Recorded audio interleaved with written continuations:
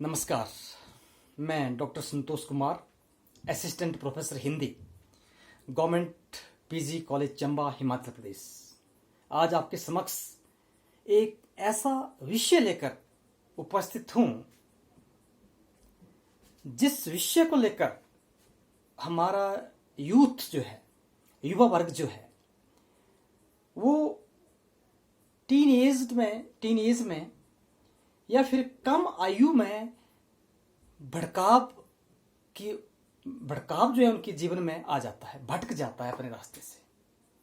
और एक ऐसा विषय जिसके ऊपर हम बात करने से कई बार कतराते हैं। जो युवा वर्ग है, जिस समय उनकी उम्र पढ़ाई की होती है, तो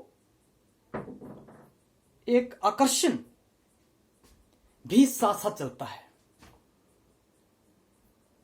अपने हम उम्र की ओर आकर्षण या फिर विपरीत लिंग की ओर आकर्षण जो है वो होता है। उस विषय को लेकर, जी हां, सही समझे आप, प्रेम, प्यार एक ऐसा विषय है जिसके ऊपर हम बात करने से कतराते हैं। युवा वर्ग या बच्चे, स्टूडेंट बात करने से कतराते हैं।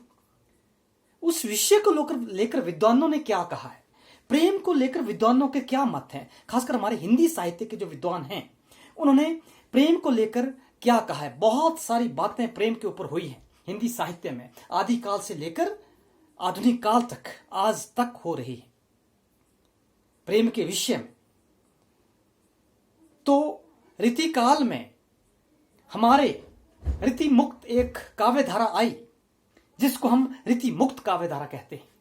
तो रीति मुक्त काव्यधारा के जो कवि थे, उन्होंने प्रेम के ऊपर अपने स्वच्छंद विचार रखे, अपने जो उद्गार थे, हृदय के उद्गार थे, वो प्रेम के ऊपर उन्होंने व्यक्त किए। रीति मुक्त काव्यधारा एक काव्यधारा है हिंदी साहित्य की। मैं इस रीति मुक्त काव्यधारा को बहुत रोचक तरीके से आपको समझाने का प्रयास कर रहा हूं, जो रोचकता, ताकि रोचकता आप में बने। रीति मुक्त जो काव्यधारा है उसमें घनानंद, ठाकुर, बोधा और आलम, 4 प्रकार के कवि जो हैं वो हुए। बहुत जरूरी काव्यधारा है। बहुत सारे प्रश्न जो हैं इसमें से आते हैं प्रतियोगी परीक्षाओं में। हिंदी साहित्य से संबंधित, हिंदी साहित्य में या फिर हिंदी से संबंधित जितनी भी प्रतियोगी परीक्षाएं होती हैं, बहुत सारे प्रश्न रीति मुक्त काव्यधारा से आते हैं। पूछा जाता है, बोधा किस काव्यधारा से संबंधित कवि थे, ठाकुर, घनानंद, आलम किस काव्यधारा से संबंधित थे। तो घनानंद, ठाकुर, बोधा, आलम जो थे वो रीति मुक्त काव्यधारा से संबंधित थे। और जैसा कि आपको मालूम है, हमारे रीति काल के जो कवि हैं वो राजाओं के दरबार में रहते थे, राजमुंशी होते थे, राजकवि थे। तो हमारे जो रीति मुक्त कवि थे वो भी राजा के दरबार में राजमुंशी थे। इसमें जो रीति मुक्त काव्यधारा का प्रमुख कवि है घनानंद, जिसको प्रेम की पीड़ा का कवि, क्योंकि उन्होंने प्रेम की पीड़ा को सहा है घनानंद ने। ना सिर्फ घनानंद ने, बल्कि रीति मुक्त काव्यधारा के 4 मुख्य कवियों ने प्रेम की पीड़ा को सहा है और प्रेम के विषय में अपने विचार जो हैं उन्होंने व्यक्त किए हैं। हृदय के उद्गार जो हैं उनके वो निकले हैं। घनानंद की बात करूं, घनानंद जो है मोहम्मद शाह रंगीले के दरबार में मीर मुंशी थे। घनानंद एक सुजान नामक वैश्य से प्यार करते थे। सुजान नामक वैश्य से घनानंद प्यार करते थे। आलम जो थे एक जो शेख नामक रंगरेजन थी, उसके साथ आलम प्यार करते थे। और बोधा जो थे वो सुहान नामक एक औरत के साथ प्यार कर, सभी की अपनी अपनी प्रेमिकाएं थी। घनानंद की सुजान थी, आलम की शेख थी, बोधा की सुहान नामक स्त्री जो थी उनके साथ वो प्रेम करते थे। मोहम्मद शाह रंगीले ने दरबार में घनानंद को बुलाया और घनंद को कविता का पाठ करने के लिए कविता को एक गाने के रूप में गा कर सुनाने को कहा कि इस गाने को सुनाइए मोहम्मद शाह रंगीले ने, तो घनंद ने राजा की ओर पीठ करके और सुजान की ओर मुंह करके गाना शुरू कर दिया, जिससे राजा को बहुत गुस्सा आया और उन्होंने उसको अपने दरबार से निकाल दिया। खुशी खुशी अपने राजा के दरबार से निकल गए और उन मुक्त कंठ से कविताएं लिखते रहे सुजान के बारे में। सुजान के बारे में बहुत सी कविताएं घनंद जी ने लिखी हैं।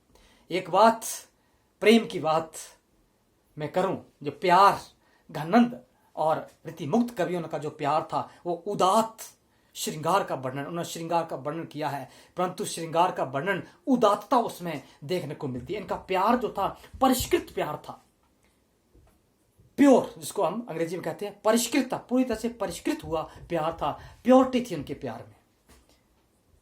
आज कल की तरह का प्यार नहीं था उनमें, जिस तरह से आज के हमारे युवक और युवतियां जो प्रेम करते हैं, वो प्यार इनमें नहीं था। इनके प्यार में उदात्तता थी, इनका प्यार परिष्कृत प्रेम था, परिष्कृत प्यार था। और इन्होंने श्रृंगार का वर्णन अगर अपने काव्य में किया है तो श्रृंगार के उदात्त वर्णन इनके काव्य में हमें देखने को मिलता है। रीतिमुक्त कवियों के काव्य में माशलता और अश्लीलता लेश मात्र भी दिखाई नहीं देती है। माशलता जो है इनके काव्य में या अश्लीलता जो है इनके काव्य में ये नहीं दिखती है। ये प्रेम वास्तव में प्रेम था, ये प्रेम वास्तव में सच्चा प्रेम होता है। अन्य रीति काल के कवियों की भांति इन्होंने जो है रीतिबद्ध जो कवि हुए, रीति काल की 3 धाराएं थी, रीतिबद्ध काव्य धारा, रीति सिद्ध काव्य धारा, रीति मुक्त काव्य धारा। सभी ने श्रृंगारी कविताएं लिखी, श्रृंगार रस का वर्णन किया, क्योंकि इस काल को श्रृंगार काल ही कह देते, मैंने आपको पहले बता चुका हूं श्रृंगार का। परंतु उनका जो प्रेम था, उनका जो श्रृंगार था, रीतिबद्ध कवियों की तरह ये कवि जो थे वो काल्पनिक पीड़ा से द्रवित होकर किराए के आंसू इन्होंने नहीं बहाए। रीतिबद्ध कवियों ने तो एक कल्पना की, किसी स्त्री की कल्पना की और उन्होंने काल्पनिक प्रेम किया, मन से प्रेम किया, हृदय से प्रेम नहीं किया, दिल से प्रेम नहीं किया। और उन्होंने जो है रीतिबद्ध कवियों ने किराए के आंसू बहाए। परंतु रीति मुक्त कवियों का जो प्रेम था हृदय के उद्गार थे, हृदय से निकला हुआ प्रेम था।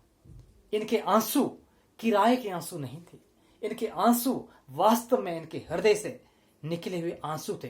जो गुबार इनके हृदय में वर्षों तक गुबार पला था, उस गुबार को उन्होंने आंसुओं के रूप में बाहर निकाला। तो वो किन्होंने निकाला? रीति मुक्त कवियों ने निकाला, घनानंद ने, आलम ने, शेख ने, बोधा ने। इन्होंने अपना प्रेम जो है वो एक परिष्कृत प्रेम के रूप में, और इन्होंने मिलन के क्षणों में उत्तेजित चित्रण अपने काव्य में नहीं किए। उत्तेजना भरे चित्रण इनके काव्य में हमें देखने को नहीं मिलते हैं। इन कवियों ने विरह की बात की, मिलन तो बहुत कम आया। और एक बात इन कवियों के बारे में यह भी कह दूं, ताउमर अपनी प्रेमिकाओं के लिए तरसते रहे, परंतु इनकी प्रेमिका इनको कभी नहीं मिली। इसलिए इनके काव्य में विरह है, वियोग है, मिलन कभी हुआ ही नहीं। ताउमर इनको मिलन हुआ ही नहीं। तो एक बात इनकी समझने वाली बात यह है, कभी भी मिलन ना होना और लगातार प्यार करते रहना, ये तस्वीर, ये दुर्लभ तस्वीर हमें देखने को बहुत कम मिलती है। इस काल के कवियों में नारी की बाह्य आकृति को बहुत देखा, नारी के सुडौलपन को, नारी के बाहरी काया को इन्हें देखा इस काल के कवियों ने। परंतु सिर्फ एक काव्यधारा ऐसी हुई, रीति मुक्त काव्यधारा ऐसी हुई, जिन्होंने नारी के हृदय की पीड़ा को समझा। वास्तव में जो नारी के हृदय की पीड़ा थी, समझा किसने? इस काल के कवियों ने। कारण कारण मैं पहले ही बता चुका, क्योंकि ये कवि एक सच्चा प्रेम करते थे। सच्चा प्रेम इस काल के कवियों ने किया, क्योंकि इनका प्रेम एक पक्षीय प्रेम था, एक पक्ष प्रेम का। और वही वास्तव में सच्चा प्रेम होता है, जो एक पक्षी होता है, जो कुछ नहीं देखता है, बदले की भावना जो है वो प्रेम नहीं रखता है। उस प्रेम को हम सच्चा प्रेम कहते हैं। अगर हम प्रेम में बदले की भावना रखें कि मैं किसी को प्यार कर रहा हूं, मैं किसी को प्रेम कर रहा हूं, बदले में वह भी मुझे प्रेम करे, वो प्रेम नहीं है। उसमें कहीं ना कहीं हमारा स्वार्थ है। मैं जिस चीज को चाहता हूं वह चीज भी मुझे चाहे। मैंने कुछ दिया तो मैंने उसके बदले में लेने का प्रयास किया, वो सच्चा प्रेम नहीं है। जो कवि हमारे इति मुक्त थे, इनका ये मानना है। बहुत से लोग मानते हैं कि प्रेम का मार्ग जो है कठिन है। प्रेम के मार्ग पर चलना जो है तलवार की धार पर दौड़ना है, तलवार पर चलना है, पैर कट जाएंगे।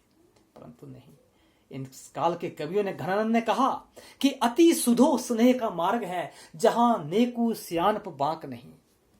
स्नेह का मार्ग जो है बहुत सुधो, सरल है, अति सुधो, बहुत सपाट है, सरल है, प्लेन रास्ता है, अति सुधो स्नेह का मार्ग। प्रेम का मार्ग जो है बहुत सरल है, बहुत आसान है, जहां नेकू, नेकू तो जरा सा भी टेढ़ा मेढ़ापन नहीं है। कुछ कवि तो तलवार की धार पर चलने के समान मानते, तो नहीं, तलवार की धार नहीं है, बहुत सीधा रास्ता है, बशर्ते कि आपको चलना आना चाहिए, आपके प्रेम में स्वार्थ ना हो। तो आज का प्रेम भी लगभग स्वार्थ से प्रेरित प्रेम है। आज जो बहुत से युवक युवतियां जो हैं प्रेम करते हैं एक दूसरे, प्रेम आकर्षण है, प्यार करते हैं, परंतु जब उनको उनका प्यार नहीं मिलता है तो बहुत से ऐसे युवतियां हैं, बहुत से ऐसे युवक हैं जो कि आत्महत्या तक कर लेते हैं। आत्महत्या जैसा जो है अपराध करने को मजबूर हो जाते हैं। तो कहीं ना कहीं उनके प्रेम में स्वार्थ है। क्यों आत्महत्या कर रहे हो? आप तो प्रेम करते हो, करते रहो भाई। आपने प्रेम किया है किसी को, आत्महत्या क्यों कर रहे हैं? किसने रोका है आपको? मैं किसी का प्रेम करता हूं, मुझे किसने रोका है? क्योंकि प्रेम हृदय से होता है। प्रेम ये नहीं चाहता है कि वो भी मुझे प्रेम करे, वो मेरे पास रहे, जरूरी नहीं है वो पास ही रहे। जिसके साथ हम प्रेम करते हैं वो पास ही रहे। वो दूर भी होगी तब क्या हुआ? हम प्रेम ही तो करते हैं और प्रेम करते रहेंगे। अगर वो दूर चले गए तो क्या प्रेम नहीं करोगे? अगर हमारे पास नहीं तो प्रेम नहीं करोगे? ये प्रेम, ये जो स्वार्थपन, प्रेम का स्वार्थपन है, जब तक हम इस स्वार्थपन को नहीं छोड़ेंगे, प्रेम का मार्ग आपको जो है कठिन लगेगा। प्रेम के रास्ते में आपको कांटे ही कांटे दिखाई देंगे। घनंद वाला प्रेम, अगर जब आप घनंद वाला प्रेम करोगे, क्योंकि घनंद, मैंने कहा घनंद प्रेम की पीड़ा के कवि थे। हमारे रीति मुक्त काव्यधारा के प्रतिनिधि कवि घनानंद जो थे, वो प्रेम की पीड़ा के कवि थे। अगर उन्होंने प्रेम की, उनकी ताउमर सुजान के साथ, सुजान ने कभी भी प्रेम नहीं किया। सुजान उनकी प्रेमिका थी, घनानंद की प्रेमिका जो थी सुजान थी। सुजान ने कभी भी घनानंद को प्रेम नहीं किया, घनानंद को प्रेम नहीं किया सुजान ने, परंतु घनानंद का प्रेम सुजान के प्रति जरा भी कम नहीं, वो और बढ़ता गया, परिपक्व होता गया। तो इसलिए जब आपके प्रेम में स्वार्थ नहीं होगा, जब आपके प्रेम में स्वार्थ नहीं होगा तो प्रेम का मार्ग जो है बहुत सरल होगा। घनानंद ने कहा अति सुधो स्नेह का मार्ग है, जहां नेको श्यानप बांक नहीं। तो मेरा कहने का अभिप्राय है, अगर हमने प्रेम करना है तो घनानंद का प्रेम करना है, प्यार करना है तो घनानंद जैसा प्यार करना है। प्यार में हम कभी भी आत्महत्या जैसे कदम ना उठाएं। तो मेरा संदेश रीति मुक्त कवियों का जो प्रेम है, रीति मुक्त प्रेम का पीड़ा को जो कवि हैं, उनको आज के संदर्भ में कोरिलेट जो मैंने किया है आज के संदर्भ में, तो उससे मेरा संदेश देने का अभिप्राय यह है कि हम कोई भी ऐसा कदम ना उठाएं जिससे समाज को क्षति पहुंचे, समाज को हानि पहुंचे। आपका बहुत बहुत शुक्रिया, आपका बहुत बहुत धन्यवाद।